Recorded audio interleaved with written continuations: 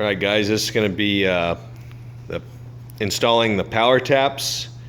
This would be part two. Part one was soldering the power taps together. This is going to be installing. So we have tools here. We have our flush cuts again. We have, just for this video's purpose, we have one power tap. We have a nice sharp X-Acto, and we have a slot screwdriver. So the first step will be to remove the yellow lock wire from the slot here. So we'll go ahead and we'll use our X-Acto knife and we'll run it pretty much right on the edge there, and we'll just push straight down while pushing toward the rail, and it will cut that. And then what we will do is you can use the X-Acto knife to kind of pop the end up there, and we'll actually pull this back just till we expose the small 1/16 inch hole, and then we will use the flush cuts and we'll go ahead and snip off the excess, and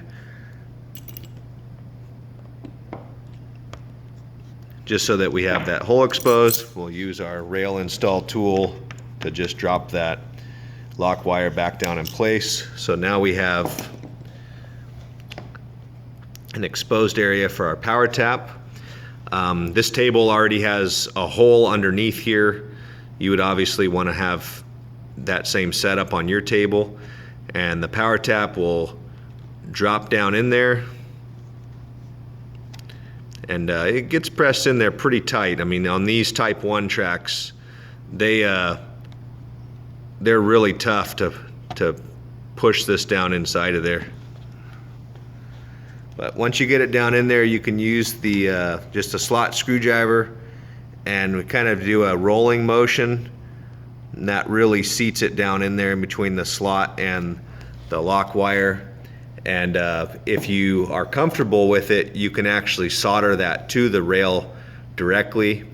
If you choose to do that, we recommend using flux, and you would also want to prep the rail prior to installing it. That way you get a good adhesion or a good solder joint there. But this works extremely well, and that's about it. Thanks.